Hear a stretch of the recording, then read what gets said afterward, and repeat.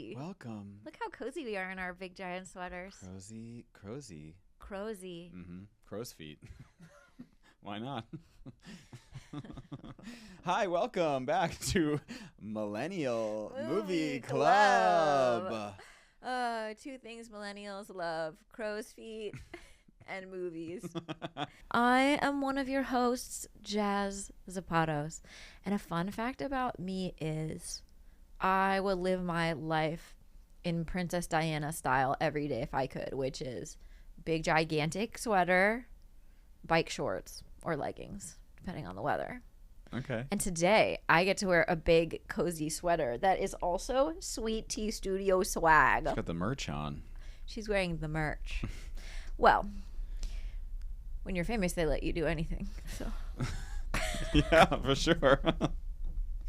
I'm Jackson McClaskey, your other host, and a fun fact about me is the movie we're talking about today takes place in Chicago, and when I was growing up in Detroit, Chicago was like the closest kind of really big city vibe. Yeah. So such a big deal to be able to go to Chicago, and so I have this affection for Chicago, and this movie is just a little love letter to that. Yeah. What movie is that? While you were sleeping. He's just sleeping. Some people would not think of this as a Christmas movie per se. It was not originally written as a Christmas movie. Really? Really. I didn't know that. And then they just wanted it to be more sellable, so they made it during Christmas time. Okay, that makes sense. Yeah. It's not heavy-handedly Christmas. It takes place at Christmas. Yeah. But which again brings up the debate. Is any movie set during Christmas a Christmas movie? I'm not one of those people that's like die hard to Christmas movie. My father thought that The Dead Zone, starring Christopher Walken, was a Christmas movie because there's a shot of a Christmas tree in it. No. So like that kind of mentality I don't possess. Right. To me, this is a Christmas movie. I agree. I watch it only at Christmas time. Although you could watch it anytime because it's that good. It's pretty good. It definitely takes a big old good dump on last week's movie. Hate Actually. I knew I was never going to hear the end of Still that. seething about that. A whole week later. While you were sleeping, I should have been sleeping during that. Okay? While you were sleeping, a whole movie went by and 18 plot lines. I didn't tell you this last week, but when I watched the movie, I watched it with my roommate, and she was like, I got made fun of because I'd never seen this. Within 5 minutes, she was dead asleep. I looked over on the couch. She was like this. Hello, Ray. Hello, Ray. She's sleeping. Sleepy girl. Lots of sleepy people in this movie, too. One is really asleep. Forever. Shall we set the scene? Let's set it. Lonely transit worker Lucy Eleanor Moderatz pulls her longtime crush, Peter, from the path of an oncoming train. At the hospital, doctors report that he's in a coma, and a misplaced comment from Lucy causes Peter's family to assume that she is his fiancée. When Lucy doesn't correct them, they take her into their home and confidence.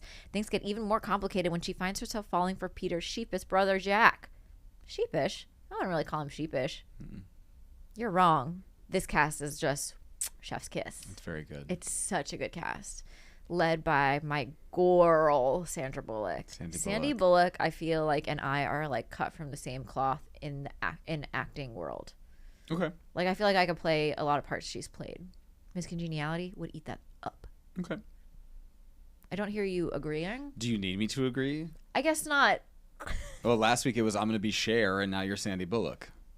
Who aren't you? I contain multitudes. That's what actors do. Oh, okay. I don't just play one role. See, I've just been waiting outside Stanley Tucci's house with a knife, so.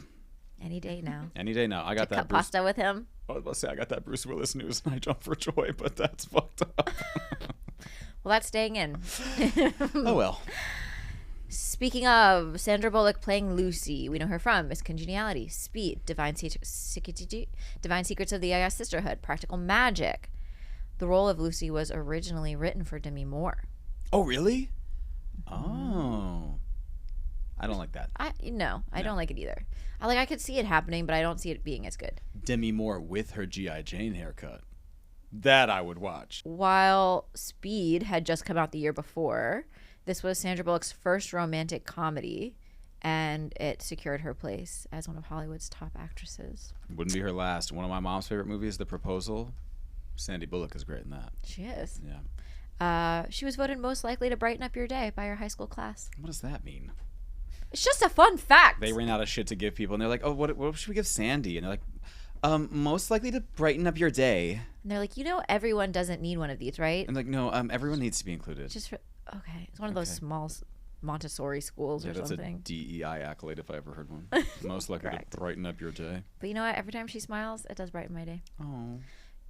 Jack, played by Bill Pullman. My man. Yummy delish.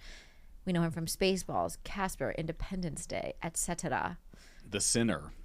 Sure. TV show. He's fantastic on that. Patrick Swayze was considered to play Jack in this. No. When Demi Moore was in negotiations to play Lucy, and the two previously played love interests 5 years earlier. Ghost reunion? In Ghost. While you were ghosting? That would be the Today's 2025's version of this. You get ghosted by somebody and accidentally meet their whole family. Yeah. And All right, don't say too much. Let's make it. Write it. Fun fact, he lost his sense of smell after a head injury and 2-day coma. Bill Pullman? So he knows all about He knows all about sleeping. Okay, but he don't know about smelling. That's correct. Sad. He doesn't have a sense of smell? Huh. Okay. Anyway, other notable actors, Peter Gallagher, Peter Boyle, Jack Warden, Glynis Johns. Oh, Glynis Johns in this movie is so funny.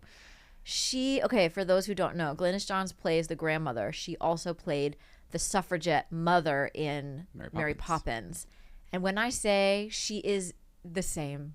Also, Sondheim's A Little Night Music is Glynis Johns, like Send in the Clowns, Glynis Johns.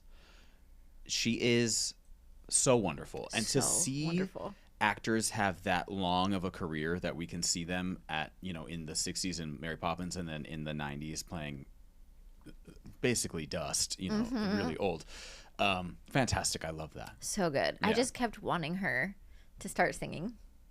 Cast off the shackles of yesterday. She's an icon. Okay. Speaking of icons. Let's read the reviews. What did Roger Ebert say? Did he even watch this? He was did. he sleeping? He gave it 3 out of 4 stars.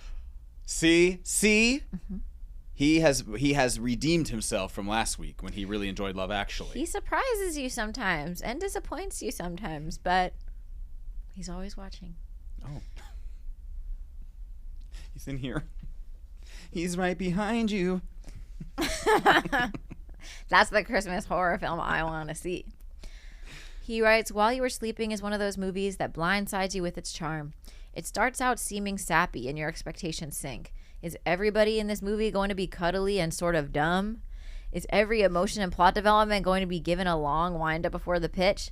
Seems like it, but then a funny thing happens. While you're making up your mind that the movie's going nowhere, it starts to go somewhere. As for the plot, there is a point at which it seems predictable. And then we get beyond that point and start enjoying its predictability. Because once we see where it's headed, there is pleasure in watching it delay and prolong the inevitable. I was a little astonished by how much I enjoyed it. I don't like the way he described the film in the first part of that, but okay. He said, this should be bad, but it's not. This is really predictable and everyone's way too charming. But sometimes that's what you want. Well, yeah, what's wrong with that? What's wrong with charm? That's what he said. Okay. That's what he said. Roger. We also skipped over Tom Charity from Time Out. Writes, as cute and cuddly a bedtime story as anyone could wish for. Okay. We also, the man who directed this, John Turteltaub, I had to look up, guess how old he was when he directed this movie. Just guess. And this isn't even his first film. 24. 32 years old. Oh, God. That still makes me feel bad. Yeah. I went pretty extreme on the age, but yeah. Imagine being a 32-year-old directing Glynis Johns. That's crazy. That is fucking nuts. That's crazy. Need to do more with my life. Haha. Speaking of people who need to do more with their lives. The people on Letterboxd. What they doing? Were they sleeping? Sophie wrote, this movie held me at gunpoint and ordered me to be attracted to Bill Pullman. And what was I supposed to do? Not listen? Okay. It's not that forced. He is super hot and charming. He is super hot and charming. The amount of reviews on this that were just people being like, I'm still waiting for my Jack. I'm still waiting for my guy who's like knows how to build me fucking antique furniture And Not you, Billy Bob Thornton from last week, screaming at the antique furniture. scare me weekly. Dreamy. Flynn writes, give me all of Sandra Bullock's sweaters in this movie. She's got great sweaters in this. She has great sweaters in this, which is why I made sure to wear an oversized sweater, because she's wearing oversized sweaters. And I love it. She also dunks Oreos in her cat's milk. Do you want to do that too? I missed that part. Mm-hmm. That is disgusting. She puts out cat food for the cat, and half the bowl is like milk, and then she puts an Oreo in it and eats it. So I don't know if you should idolize her too much in this. You're right. I mean, I don't idolize her in this. I liked her sweaters. You just want to be her and wear her skin. That's what I do not want to work in the fucking MTA toll booth. Well, the CTA toll booth is a little different. It's above ground. You get to see the sunlight. In the fucking Chicago winter. I will say the last few times I've been to Chicago, I probably go once a year, the trains are more filthy than New York City. Yeah, because people keep getting pushed into the tracks and falling in love in there. Okay. Hello? Katie writes, if you think your family has boundary issues, watch these parents make their son kiss his soon-to-be sister-in-law under the mistletoe while her fiance, their other son, is at the hospital in a coma. There is that moment where they're like, you guys are under the mistletoe. Kiss. What? And like on the mouth. On the mouth. Yuck. Yuck. There are a lot of moments where she is so happy to be included in a family finally. And then you're realizing that this family is a little... She's like, maybe I should go back to having no family. That's actually way less weird for me. Maybe I should be alone. The original working title of this film was Coma Guy. Really? Yes. Okay. And then someone was like, okay, we need something more. Someone was like, bad. This idea is bad. Really, Steven? Coma Guy? Okay, you're fired. And then someone in the corner was like, while you were sleeping. Yeah. Let's dive into the plot of formerly known as Coma Guy. Guy. Lucky he's a coma guy. No. While You Were Sleeping is a beautiful film, and I love it. So get ready to be serenaded by my love of this movie. Finally. That's rude. Lucy is in love with Peter Callahan, who is a guy who comes every day to take the train, the CTA, which they call the L for elevated train. Oh, sure. In Chicago. They do that in Philly, too. Oh, really? Mm-hmm. I've never been to Philly. You don't have to go. Okay. She is like the ticket... Well, they don't have tickets. It's like coins. Token taker. She's the token taker. Yeah. She's also very lonely and has no family, which her boss knows about, and why he encourages her to work every holiday because everyone else has stuff to do. Mm-hmm. And she's like, well, that's not fair, right? It's also funny when she goes to like the hot dog guy, and she's like, my usual. He's like, what's that? I don't know who you are. I don't know who you are. I'm here every day. What I like about this movie is there's moments that are so... The whole film is threaded with this humor that has really nothing to do with the plot. Like... In the opening credits, it's different like shots of Chicago. Mm-hmm. There's people skating, and someone just eats shit, right? And then later on in the movie, the little boy that's delivering newspapers just eats shit on the bike. That was not on purpose. That little delivery boy, paper boy, riding his bike through the snow, actually ate shit and broke his wrist, and they kept it in the movie. Oh, I still think it's funny. It's hilarious. That's funny. It's hilarious. But because she has no family, her boss asks her to work on Christmas Day, right? And Peter Gallagher, who is, as we find out in the movie, is a rich person. He lives in a beautiful apartment. He has a beautiful car. Why is he taking the train every day? That doesn't make any sense to me. I don't know. But I let it go. I don't care because I love it. Rich people take the train sometimes. It's easier than sitting in traffic. Sometimes True. It's faster. True, and it's more eco-friendly. Mm-hmm. Maybe Peter Gallagher's eco-friendly. Probably not, because he sucks. Probably not. But she's in love with him. She is in love with him. She sees him every day, and she's envisioning their future together, this hot stranger. And on Christmas Day, he's like, hey, Merry Christmas, as he throws his little Chuck E. Cheese coin in there. Mm-hmm. And she's like, oh. And then two little street urchin ragamuffins yank on his scarf. Sorry. Like, what's this, rich guy? Yeah, nice scarf. He's mugged, but like in the most kind of like Oliver type way, right? They're like, give me a scarf. And he falls onto the train tracks. What is this, a tartan? Yeah. Give it here. And then when he falls, the kids are like, oh, and they run off. Sandra Bullock sees that the L train, the train is coming. And she runs on, jumps onto the tracks to save this man. He's somehow in the 3 feet fallen and bonked his head so hard that he's passed out. Mm-hmm. Also, in classic Sandra Bullock fashion, where it's like all talk, no action for too long, where it's like, sir, come on, wake up, don't do this to me. Beautiful man. Yeah. I'm like, shh. Just do. Move the body. Don't tell us do. Just watch the third rail and move the body. Don't electrocute yourselves. Just in the nick of time, she rolls him out of the way. Mm-hmm. She goes to the hospital to visit, to check on him, right? And the second she goes, I'm here to check on this guy. Oh, there he is. Like, are you family? This mean doctor comes out and basically like fucking like body checks her out. And he's like, family only. Get out of here, street urchin. That actor was really selling it. They said, hate her. Uh-huh. The director pulled him aside and said, hate her. He goes, okay. When the directors do that thing that they do in fucking pretentious acting classes where they go, come here to one of the scene partners. I'm going to tell you a secret. I've been in auditions and they do that. They're like, I want to tell you that you're beautiful, but you're not getting this part. And you go, oh. Okay, let's do it again. And you're like, yep. She watches as the love of her life, a man she has barely spoken to, gets carted away in a coma from falling 3 feet. And she goes, that's the man I was going to marry. And this busybody nurse overhears and goes, oh, that's his fiance. Get her in there. Not only did she save his life, but that's his fiance. So again, if you look at this critically, it's not making any sense. It's not making any sense. It's not making sense. It's thin. The plot, this is thin. I mean. But am I eating it up? Yeah. Oh, yeah. If I heard somebody get wheeled out on a stretcher and go, that's the man I was going to marry, I would go, oh my God, I'm so sorry about your fiance. Yeah. I would think the same thing. Okay. And I would be eating up the story that you saved your own fiance's life. That nurse assumes that he's her betrothed and lets her into the room.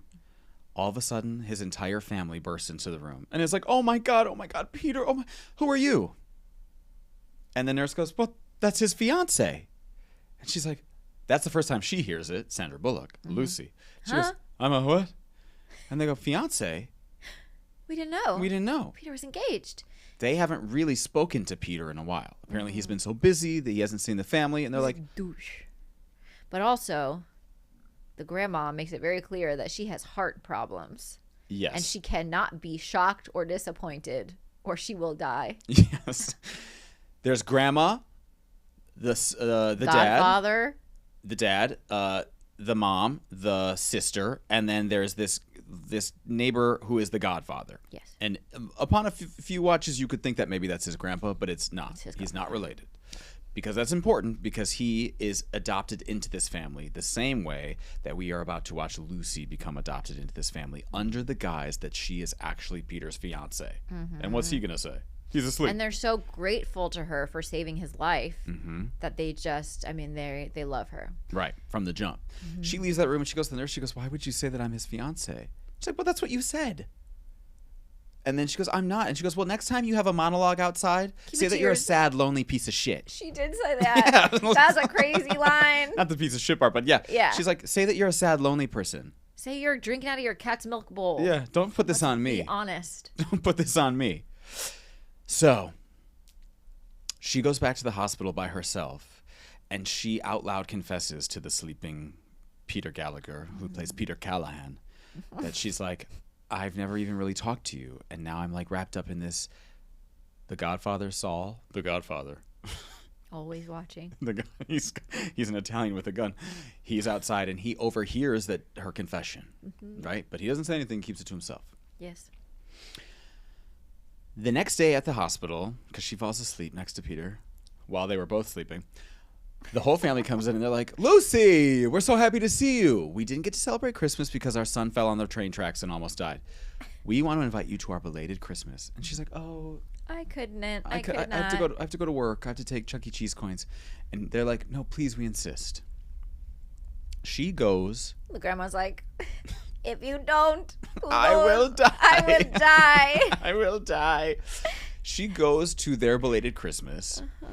And this family, I love. This, to me, is one of the most realistic depictions of families at holidays, where no one knows what they're talking about. Everyone is talking over one another. Grandma has Alzheimer's. Dad is, everyone is yelling talking about something.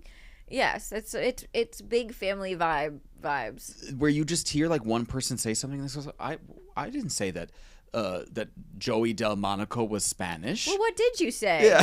I said he was tall. I said he was tall, right?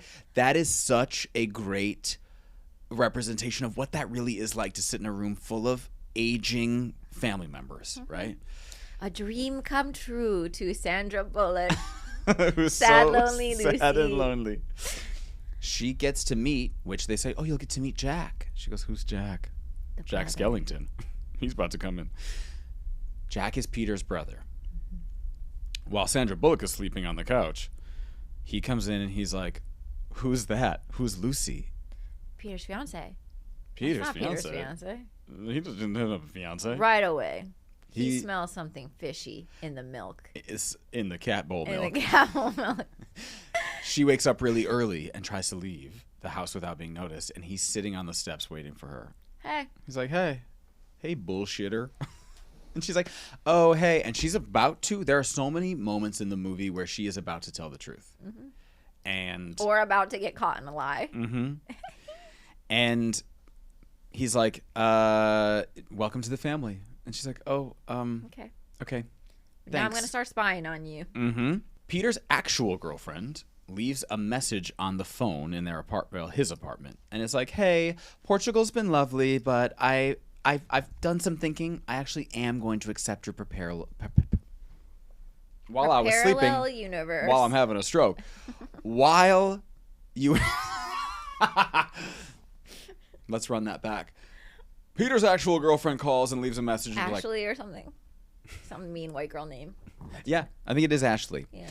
And she says, I'm going to accept your proposal of marriage. At the time, I said, I'm going to Portugal. She said no. Let me think about it. In Portugal. Lucy goes to Peter's apartment. Because she's been given all of his belongings. So she has his keys.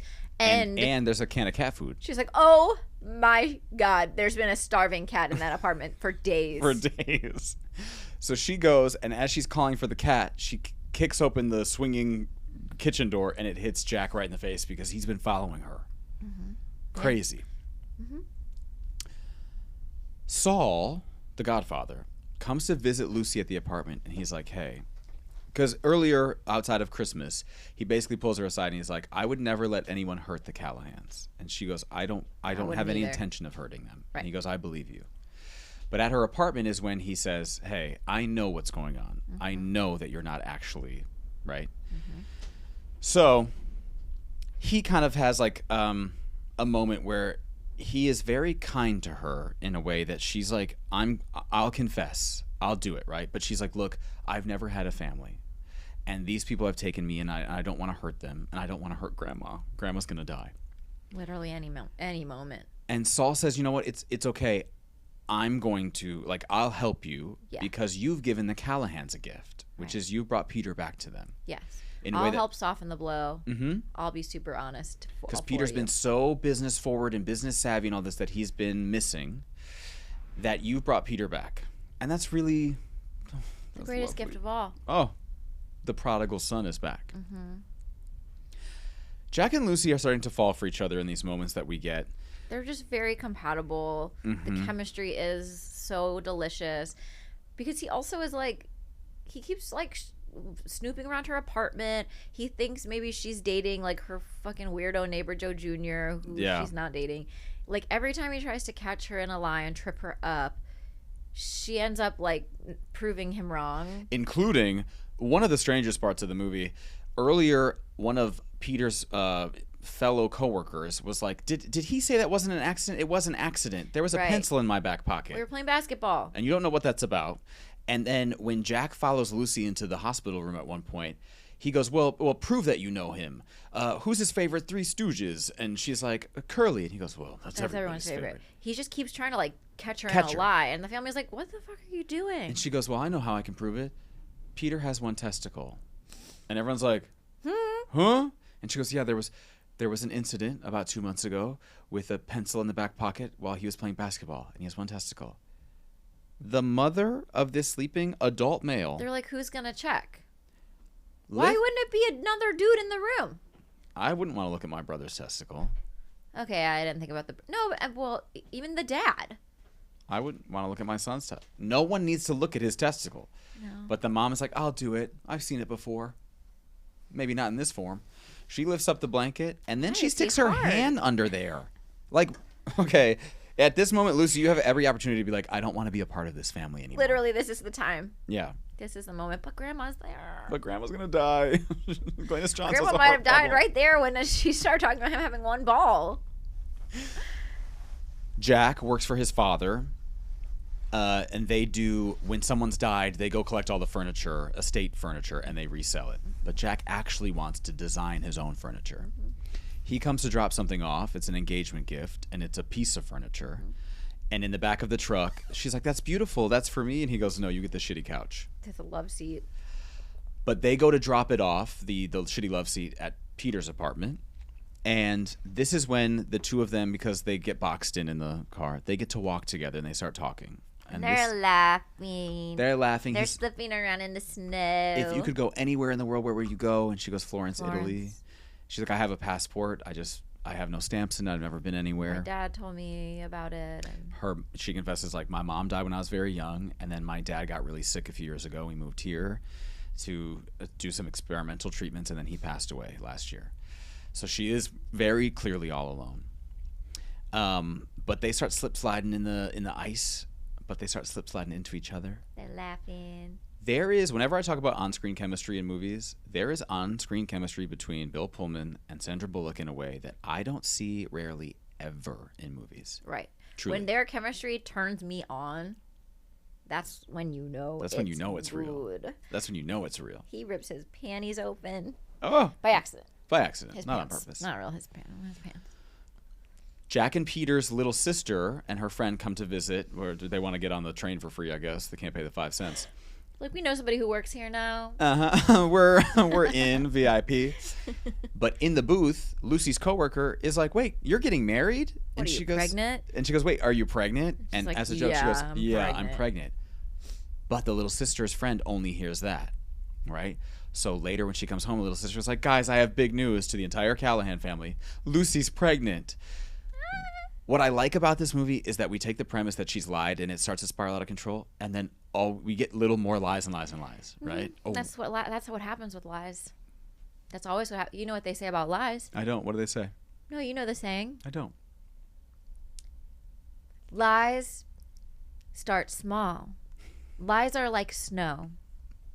They fall from the sky and land on your tongue. Then you spit them out, and then they roll into a bigger lie that turns into a snowball that when you throw it at the person you love, it can... And yet it kept going. Yeah. Well, you know what they say. I don't. At her coworker's New Year's Eve party, which she brings Jack to because he's being annoying. Yes. He kind of follows her there. He's like already at her apartment. She's like, I'm going to a party. Yeah. She takes a sip of alcohol, and he's like, that would be bad for the baby. Just as the music cuts out. And she goes, the baby? Huh? I'm the baby. I'm Sandra Bullock, baby. I'm just a little baby. Big sweater baby. On the walk home, he's like, I'm so sorry, whatever. And he's like, and I know you're in love with Joe Jr. And she goes, I'm in love with Joe Jr. What are you talking about? He goes, well, you did the lean. This is the epitome of the chemistry of this movie. Mm-hmm. He explains what the lean is, and it's when you're really into somebody, you have like a lean towards them. While he's leaning towards her. I'm hard. Oh my God. Oh my God. It's so titillizing and tantalizing. The seat is damp. Ugh. But you can tell like the lean is effective, and they're just like. Saul, the Godfather, this wonderful man, reminds Lucy that he will tell the Callahans, right? Finally, said it right. Said it right. After New Year's Eve, Peter wakes up out of his coma. Mm-hmm. Suddenly he's awake. Literally, the staff is singing Old Lang Syne, and he wakes. And he goes, what is this song about anyway? Thank you, Harry, from When Harry Met Sally. The whole family rushes there, and this great camera work as the camera pans over like lovingly over everyone in the family, and then it pans over Lucy, and then it cuts right back to Lucy. He's like, "Who are you? Who's this lady?" They're like, "Dear, that's your fiance." Huh? And they go, "Oh my God, he has amnesia." He obviously can't remember her. There's also a wonderful moment while Peter's still sleeping that Jack is playing cards with him and admits that he's never been jealous of anything that Peter's had until he met Lucy.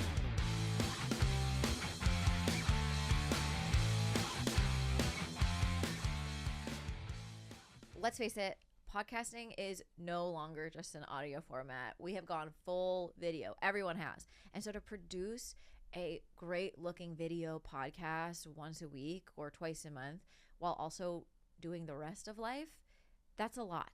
And this time of year or any, that's way too much for any person to handle. Too much. No. But that is where your dedicated partner, Sweet Tea Studio, comes in. Ooh. You can record in a clean, quiet space with great furniture, pro audio, video gear, and zero distractions so that you can just focus on your content. A good quiet space is key to any sort of creative environment, at least for me. This studio is located in Dumbo, Brooklyn, and you can get full-service podcast production, including YouTube edits, social clips for Instagram and TikTok, really everything you need to have a successful podcast right now. So keep your podcast cutting edge and fun. There are a lot of podcasts out there these days, and you got to keep up. At Sweet Tea Studio, where recording is refreshed.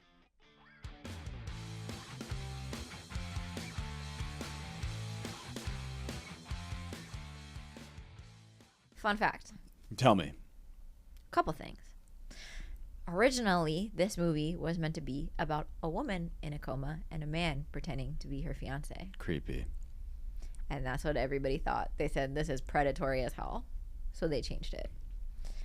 Peter Gallagher ended up landing the role of Peter. And his trick for being in a coma was just sleeping. Sadie Sink just said that about this new season of Stranger Things. I guess her character is in a coma. And she said, I fell asleep on set multiple times just because I was just laying there with my eyes closed. Amazing. He said if I was going to be in a coma, I was going to be out. If that was the only thing I had to do, I was going to try and do it. Continue. Getting paid to just fall asleep while Glynis Johns has a heart attack above you. Jack goes home to his father, brings him donuts, and is like, hey, I got some bad news. I don't want to do this business with you any longer. Because Lucy calls him out. Yeah. And is like, I'm not living up to my potential. I'm not doing what I want to do. Like, you're not doing what you want to do. Mm-hmm. So he says, I don't want your business, Dad. I'm sorry. And Dad takes it pretty well. Really well. Lovely. Saul goes to meet up with the awake Peter and is like, you're a putz. You are a putz.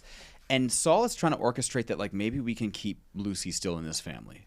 That he's like, I would encourage you, if you don't remember her because of your amnesia, I would encourage you to see her the way the rest of us do. And honestly, it's like he goes in there, I think, with the plan of, but then the more he's talking to Peter about what a putz he is, the more he's kind of like, actually, this could be the one smart thing you ever do. Yeah. If I just keep lying to you. Yeah. If we continue to spin this lie, it could actually work out for you because nothing else has seemed to. Yeah. Unfortunately, Ashley, the actual lady, is back in town. Mm-hmm. And she goes up to the apartment and, you know, is accosted by the guy that works there and is like, you're not his fiance. I've met his fiance. And she's like, fiance? So she goes to the hospital and she marches in that hospital room and she's like, what is happening? And he goes, you said no to my proposal. He goes, so now I'm engaged to this new person. Mm-hmm. This new person, Lucy. She's like, right? In a week? Yeah. She's like, what? He tells her that he's a changed man now. Mm-hmm. And that he's going to marry Lucy. She storms off. Not without being like, well, I'm taking back everything you ever get, whatever. And he's like, fine, then I'll take your nose, your tits, whatever else is going on that I paid for. Yeah. Lucy comes in, and this is when he actually proposes to her. Mm-hmm. So the fake premise became the real premise, right? That he's actually proposing to this woman. Now it's not a lie anymore. Now it's not a lie. Stressful. Jack comes to visit Lucy at her apartment the night before her wedding, which is literally the next day. Yeah. None of that makes sense, but it's okay. He gives her a snow globe of Italy. Florence. And he's like, I saw this and I thought about you. And she has this time, the crucible of her life. She says, if you can give me any reason not to marry your brother, can you? And this fucking dummy goes, no. Pusses around the family. He literally makes her do all the work. It's crazy. Which, to be fair, she got herself in this mess. But the very next day, they are getting married in the hospital chapel. What's the rush? I don't know. That's not clear. And then there's like people with IV bags in the back. Like, we just came here to pray for our lives. Yeah, we came here to pray because my husband's dying upstairs and some lady's getting married. Why are you getting married in that dress? The dress is ugly. She walks herself down the aisle because her family's all dead. And the second the ceremony starts, she's like, I object. And then Jack is also like, I object. Mm-hmm. And everyone's like, huh? What's going on? We haven't even started yet. And this is where Lucy gets to come clean. Mm-hmm. And she's like, I was lying and all this, but then I fell in love with you. And she looks right at the dad and he goes, what? You fell in love with me? Yeah. And she goes, no, I fell in love with all of you. All of you. This, I cry every time she gives this speech because it is moments where we get to be, when we are welcomed by someone else's family in those ways, that is family, right? When you marry into someone's family, when your best friend's family takes you in, like even if you have a loving, supporting family at home, love actually is all around us. And that's beautiful. Yes. And this is really beautiful in that way, right? Where she's like, and I would never do anything to hurt you all, but like you all gave me a family that I always wanted. And also, I'm really in love with Jack. And then that Ashley lady comes storming down the aisle. And she's like, I object. Everyone's objecting. And another man walks in and goes, I object. And that's her husband. And the mother goes, oh my God, you Peter. You proposed to a married woman, Peter. What the fuck is wrong with you? Grandma's like, oh, votes for women. Oh. I'm passing away. Lucy goes back to her sad little life inside that cold booth. And she's taking all her Chuck E. Cheese coins, and she's like, oh, my God. Really screwed the pooch on this one. The camera is on the little coin hole, and a ring falls into it. And she looks up, and Bill Pullman is there, surrounded by his whole family. And he's like, I've got something to ask you. He gets in the booth, and he's like, will you marry me? She goes, you have to come around. You need a token. And he's like, I don't have that. She goes, okay, so no. End of movie. Bye. She lets him in. He asks her to marry him. She says okay. She says okay. And she says okay. She doesn't say yeah. She's like okay. I love that. Cuckoo, but fine. The best part of this movie is the end because the train is pulling away and they have this just married sign on the back of the CTA train. And the two of them are kissing and the sun is setting. And she says that Jack showed her the world because for their honeymoon they went to Florence, Italy. And I will burst into tears every time this movie ends because she says, Peter always asks me when I fell in love with Jack. And I always tell him while you were sleeping. A dinosaur comes out of the That is cinema. That is while you were sleeping. That is while you were sleeping. I love this movie. I did too. Have you ever seen it before? I had, but it had been a minute. Okay. But I remembered liking it.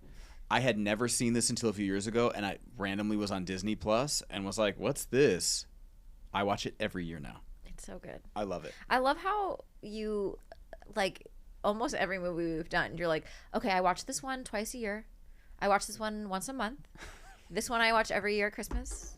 And sometimes on Sundays. Like, I like that you are habitual. I watch Love Actually when there's a gun to my forehead. Double toil and trouble when I'm accidentally rolling. It's has all of the, even though it wasn't originally meant to be a Christmas movie, it has all of the best elements of a Christmas movie. Yeah. Which are lies, family, slippery ice, estate sales. Estate sales.